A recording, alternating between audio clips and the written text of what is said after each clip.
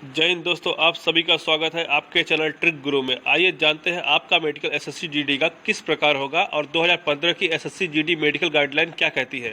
तो दोस्तों, ये हमारे सामने एसएससी जीडी का जो भी मेडिकल गाइडलाइन है वो खुला गया है, गृह मंत्रालय द्वारा जारी किया गया है। ध्यान से यहाँ पढ़िए आप। लिखा है guideline for the recruitment medical examination in central arm police force and Assam rifle. दोस्तों, इसके नीचे आ जाने पर स्क्रॉल करिए। ये गाइडलाइन मैंने आपके डिस्क्रिप्शन में डाल दिया है पीडीएफ के थ्रू। आप इसको डाउनलोडिंग कर लीजिए, आप इसको पढ़ लीजिए। इसमें दोस्तों आपके हर एक जो भी मेडिकल डाउट है इसमें सब कुछ क्लियर किया गया है और इसके अकॉर्डिंग ही आपका मेडिकल होने वाला है। तो दोस्तों, जैसा कि इसमें देख लीजिए आप, ये डीएनएस का पॉइंट दिया गया है कि आपका डीएनएस किस प्रकार होना चाहिए। यहाँ पे देख लीजिए, ये ऐसा मांस बाहर निकला होता है, हड्डी बाहर निकली होती है, इसे ही डीएनएस पॉइंट कहते हैं।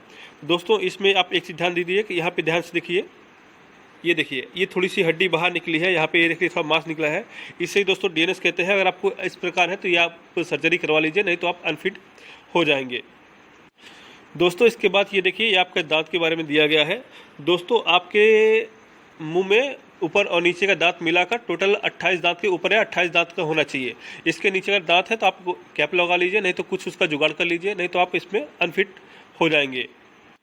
दोस्तों, जैसा कि देख लीजिए आप, ये चेस्ट के बारे में दिया गया। अगर आपकी छाती इस प्रकार निकली है या फिर अंदर धसी हुई तो आप मेडिकल में फिट नहीं हो पाएंगे। आप दोस्तों अपना एक बार छाती देख लीजिए, आपका चेस्ट देख लीजिए। अगर आपको डाउट होता है तो एक बार डॉक्टर साहब कंसल्ट कर लीजिए। वैसे बहुत रेयरेस्ट कंडीशन में ऐसा कुछ होता है, अगर आपको ऐसा कुछ है तो आप कभी भी फिजिकल पास नहीं कर पाएंगे। ये दोस्तों क्यूबिटस बल्गस के बारे में दिया गया है। ध्यान से देख लीजिए, इसमें क्या लिया गया है। इसमें आपका अगर हाथ बहुत ज़्यादा टेढ़ा है, इसको क्यूबिटस बल्गस कहते हैं। तो अगर आपका हाथ बहुत ज़्यादा टेढ़ा है तो इसमें आपको परेशानी हो सकती है। आप नीचे आ जाइए। इसमें दोस्तों क्या लिखा है, ध्यान से पढ़िए। यहाँ पे लिखा है दोस्तों, अगर आप मेल है तो आपका 10 से 15 के सेंटीमीटर तक हो चल जाएगा, और अगर फीमेल है तो 15 से 20 सेंटीमीटर तक चल जाएगा। वैसे दोस्तों इसमें बहुत रेयर कंडीशन में फील किया जाता है, आप टेंशन ना लीजिए। और नीचे आते हैं, हम देखते हैं दोस्तों, इस स्केल से आपका जो हाथ है वो उसको नापा जाता है। देख लीजिए यहाँ से, इसको गोनियोमीटर कहते हैं। इसी स्केल से आपका हाथ की जो भी मतलब एंगल है वो आपको नापा जाता है। देख लीजिए दोस्तों, कुछ इस प्रकार का जो हाथ होता है, इसी प्रकार के हाथ में ही अनफिट किया जाता है अधिकतम, बाकी जल्दी इसमें रिजेक्ट नहीं किया जाता है।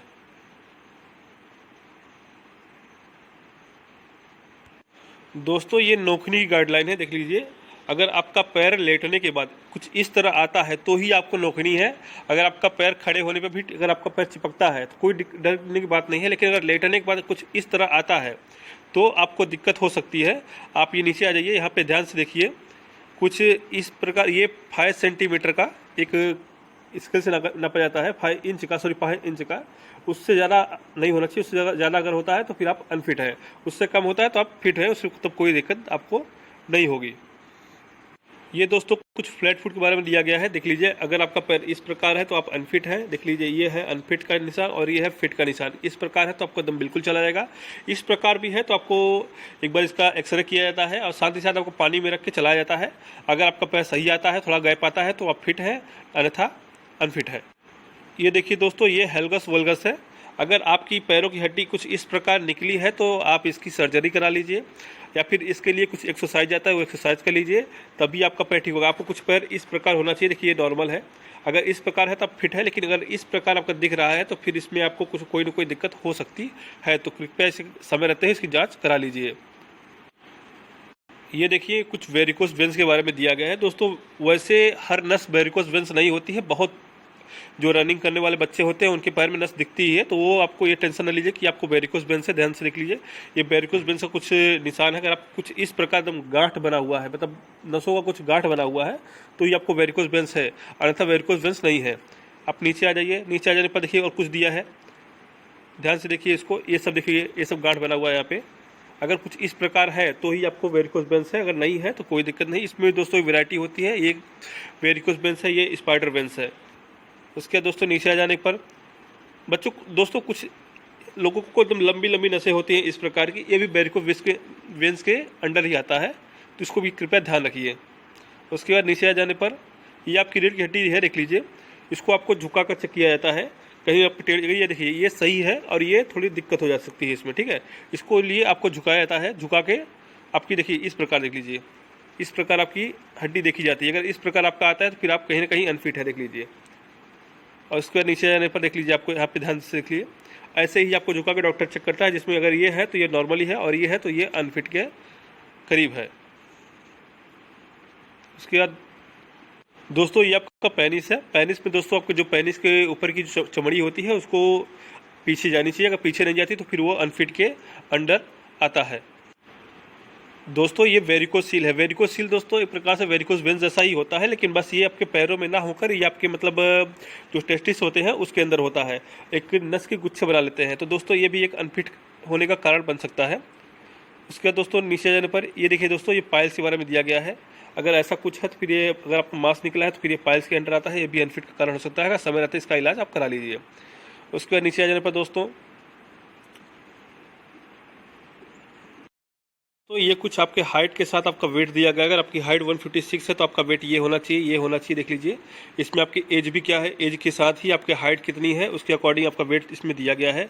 इसके अकॉर्डिंग ही मेडिकल गाइडलाइंस फॉलो हो जाती है, जो कि डॉक्टर फॉलो करते हैं। ध्यान से देख लीजिए दोस्तों, इसमें समथिंग आपको बारे पूरी हाइट के बारे में पूरी जानकारी देखिए आपकी, इसमें आप चार्ट में पढ़ सकते हैं कि आपकी हाइट कितनी है और आपका उसके अकॉर्डिंग वेट कितना है।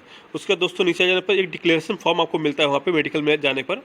ध्यान से देखिए दोस्तों, इसमें आपको कुछ बीमारियों के नाम पूछे गए हैं। इसमें दोस्तों हमेशा आपको ध्यान देना है कि आपको इसमें हर जगह नो टिक करना है, कहीं भी आपको यस टिक नहीं करना है, आपको इसको ध्यान से पढ़ना है और उसके बारे में हर जगह नो टिक करना है। जैसे आप मेडिकल देने जाएंगे तो ये फॉर्म आपको वहाँ पे दिया जाएगा। इस फॉर्म को बाकायदे हर जगह देखकर आप हर जगह नो टिक करिए।